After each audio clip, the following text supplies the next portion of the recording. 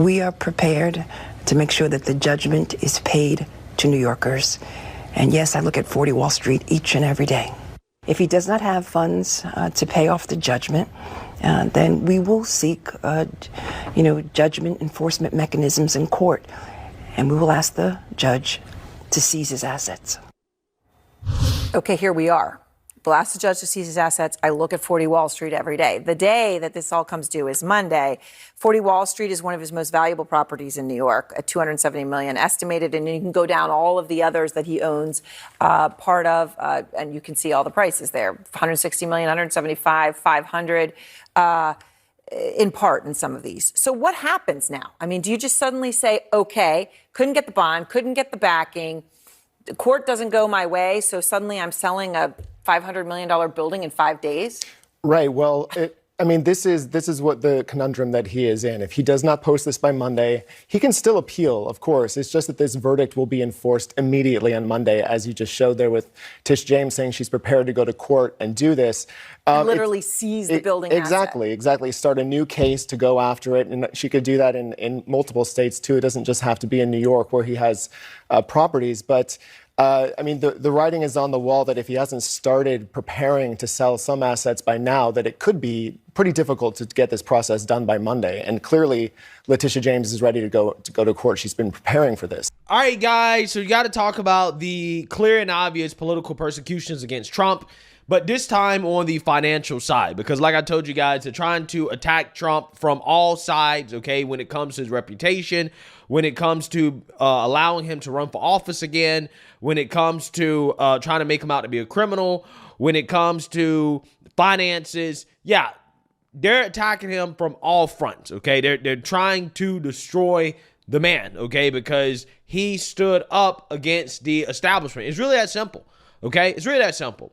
And on the financial side, we got to talk about Letitia James, the tyrant out of New York, Attorney General, who has brought this unprecedented case against Trump to try to bankrupt him financially, okay? This business fraud case in which nobody was an actual victim, okay? The bank got paid back. Although Trump allegedly overvalued his assets, we've never seen anything like this before in regards to the fine that was levied against Trump, the $464 million judgment that Trump now has to pay. Okay, he has to come up with this money very quickly, soon, by Monday, or else he is at risk of having his assets seized by the Attorney General, okay? And she's prepared to go to court to do so, at least according to her, in what would be something that is unprecedented, okay? You have the state being weaponized to seize the assets of their political opponents because of politics that they disagree with in a judgment that probably will be ruled unconstitutional if it makes it all the way up to the Supreme Court. Now, again, the reason why this is a big deal, okay, because the clock is ticking, okay, and Trump has to put up this money. Now, you guys got to keep in mind that Trump is a real estate investor, and when you are in real estate, a lot of your assets are not liquid, okay? These are fixed assets that just can't be sold very quickly, so he has to come up with the cash, okay, because he may not necessarily have the cash on hand to pay the judgment. He actually has to pay the judgment in order to appeal, which again is just is crazy, right? It's nonsense that he has to put up the money before he can even appeal it. But that's what he has to do, okay? And up until now, he is having some issues coming up with the cash. Well, I would not count Trump out yet. He has a week yet to actually have this money secured in order to file the appeal. He's now seeking the court's approval to effectively take either $100 million in bond or to forgive the bond entirely at this point to allow the appeal to proceed.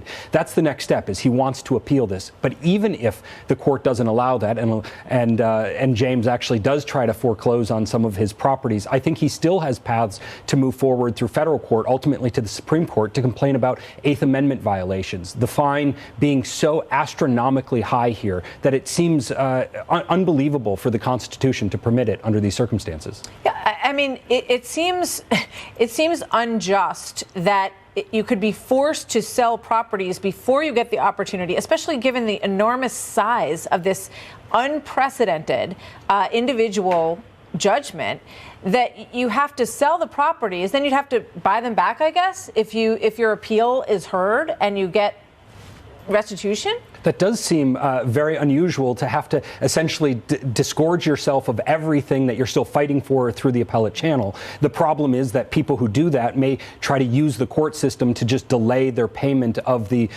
whatever fine they had gotten if they lose on appeal. But here, Trump has the assets. They're in different forms. They're not in a form that these bond companies, he said he went through 30 different bond companies that just won't put up that money based on it being property, real property, as opposed to being held in cash. So I think that these are very unique circumstances. I think, and I hope that the New York Court of Appeals looks at it appropriately. But like I said, I think even the Supreme Court would have interest in this case from that Eighth Amendment ground.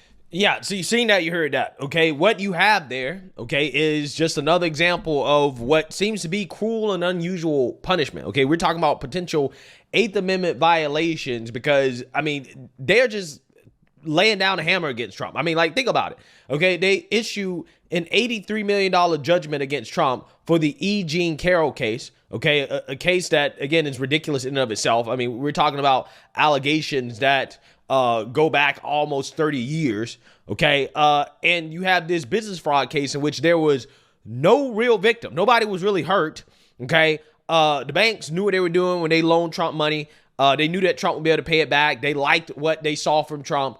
Again, there was no victim, but yet this guy has to pay almost $500 million, okay? And it appears as if Trump is having some liquidity issues, which is understandable because you're in real estate, right? So liquidity could be an issue, okay, when you have to all of a sudden put up this amount of money. So he could be forced into a situation where he has to sell assets that, you know, for Trump are iconic, okay? He has to sell his iconic assets to come up with this money. And then if he ends up winning, how does he get those assets back, right? When we talk about restitution. Again, there's a whole lot of questions here, okay, in regards to how this can work. But in the meantime, real estate investor Kevin O'Leary is continuing to go off in the mainstream liberal media about what is happening to Trump because he sees the writing on the wall as a business person in regards to what this means for a state like New York to go full-blown communist, right, when it comes to going after their political opponents. And he got in this very heated exchange with a CNN host over what's happening to Trump. And I want to talk about it because this exchange tells you everything you need to know about the difference between how a businessman thinks about what's happening versus how political propagandists think about what's happening. So let's get into it. We are prepared to make sure that the judgment is paid to New Yorkers. And yes, I look at 40 Wall Street each and every day. If he does not have funds to pay off the judgment, then we will seek, judgment enforcement mechanisms in court. And we will ask the judge to seize his assets. Now you take, What a despicable woman, right? What a despicable woman, okay? I mean, these I'm going to get in a whole nother rant. Let me stop. An issue with this, of course, more broadly in terms of what it means to be in an American business structure, Kevin. But in terms of the valuation, can you be clear as to why? I mean, why would the properties not be sufficient collateral? What a great message to send out all around the world. Take a claim where there was no monies lost. There was no fraud here in the context of actually people losing money. Deutsche Bank, who made the loan, was made whole. And let's make a penalty of $500 million against a crime, apparently, where no monies were lost. Great message for New York. Great message for America. Bring your capital because we'll protect your property. I think that was a statement that would be much better made sometime in Venezuela. I'm not kidding. That's a scary, scary message. And by the way, there are no such thing as $500 million bonds. The marketplace. There are no $500 million bonds. Never been done before. Never. This law has never been applied. Forget about Trump. Nothing to do with Trump. Everything to do about America and the New York brand. I love this state. My children live here. a horrible message to everybody around the world watching this. Absolutely horrific. Well, This wait, case Kevin, goes Kevin, way but past hold on a Trump. second, Kevin. Trump What will would be be the gone one day. This hold on a attorney second. general will be gone one day, and this I is have what a you want to wonderful tell voice, people and around it the won't world. be talked This over. Is how Hold- we Kevin treat money O'Leary, in America. I would like to This hear what you have is to not say, but America. what are you doing? Not America. It's not Not America, but it is America. the Laura Coates live show, and I am speaking. So Again, the narcissism of these women, right? The narcissism of liberal black women. Let me just say it up front, okay? Because again, you got Letitia James, who's obviously a narcissist. You got Tiffany Henyard, who's obviously a narcissist. You have Fannie Willis, who's obviously a narcissist. You got this woman right here, obviously a narcissist. But she asked the question, well, what are you doing? Well, he's speaking, right? He's saying what he has to say about what is clearly and obviously an injustice, something that scares a business owner who actually really seems to like the state of New York. He wants to do business in the state of New York, but he's frustrated by the business environment that is being created by woke, deranged attorney generals like Letitia James, who is weaponizing the state to go after her political opponents. Okay, and these judges that are going along with this nonsense, right? He's concerned about the long-term impact of that. But see, here's the thing, Kevin. You have to let that go.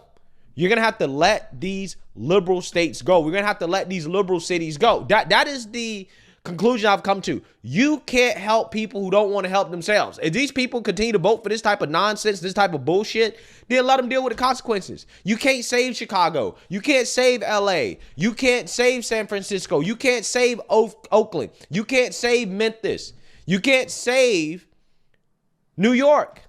You can't save these liberal cities. You can't. Because these people vote for this lunacy, right? So they have to suffer the consequences of it. We can have great American cities built in other places, in places that actually are going to be business friendly and aren't going to weaponize the state to go after their political opponents because they disagree with them politically. So yet they try to bankrupt them financially. And that's the message that's being sent here. The message that's being sent is that, yeah, this woman will weaponize the state to go after a business owner or a business that doesn't align with her politics. Trump is not the only person that she's doing this to. I covered a story just a few weeks ago talking about how she's going after a meat company, a beef company, because they are not woke enough when it comes to the climate change agenda, right? So again, she's setting precedents that she's abusing in order to go after people that she disagrees with politically. And everybody can see the writing on the wall. And that's why a lot of these guys are afraid behind closed doors, because they're like, okay, well, am I next? Right? If I don't agree with Democrats, are they going to try to bankrupt me next? That's where Kevin O'Leary is coming from, right? And you need to let this man say his piece. Yes, it's your show, but he's your guest, and you should let your guest speak his piece, especially when you're talking about business. But it is a good question. Why isn't the collateral, the real estate that Trump is putting up, why isn't it enough for him to secure the cash from some of these companies that he's trying to get the cash from? It's a good question. It's a good question. I mean, although those properties are definitely not liquid, and it's going to take some time to sell them, but at the same time, I mean, they are valuable properties. So I don't get it.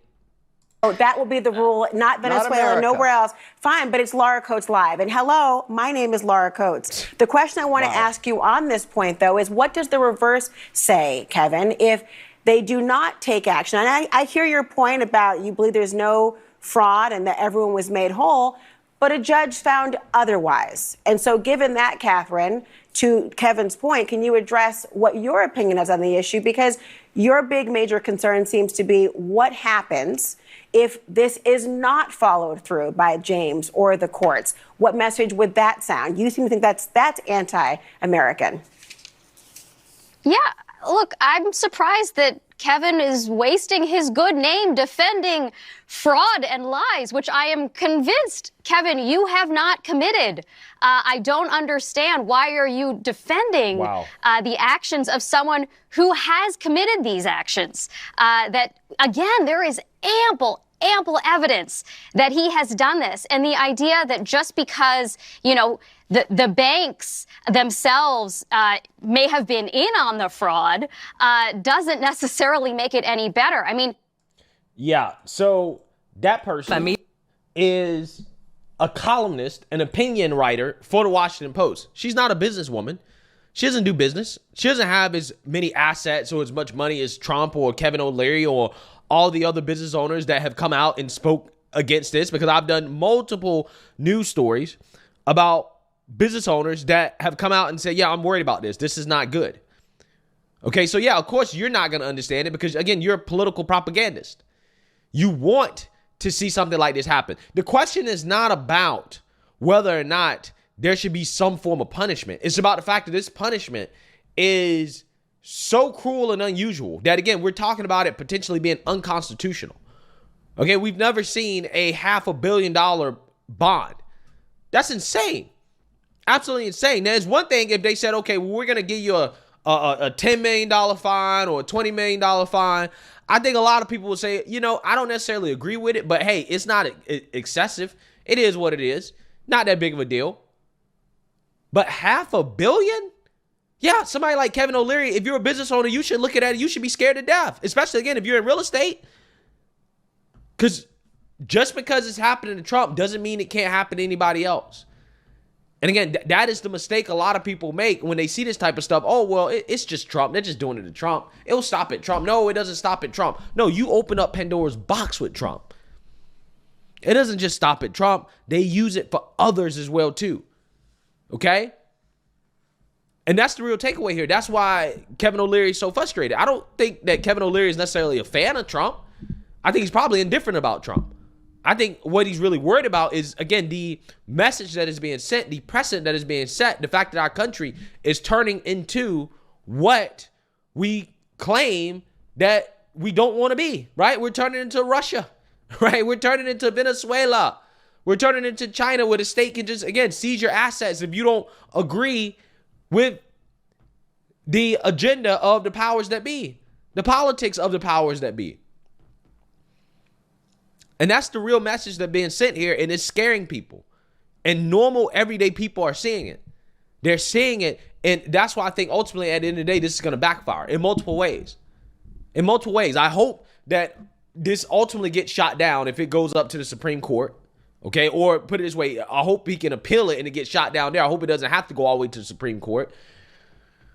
But when it comes to the voters and what people are saying, what they're doing to this man, yeah, I hope people say, you know what? I might not like Trump, but what they're doing to him is wrong. And I don't want to live in a country where this is what they do to people who they disagree with politically. I need to vote for this man. I need to put this man in office, just simply because if we don't, then we're going to be opening up the door for this to become the norm. And once that happens, we've officially become a banana republic. So, hey, let me know what you guys think. Make sure you like, comment, and subscribe. Most importantly, share a Black conservative perspective. Peace.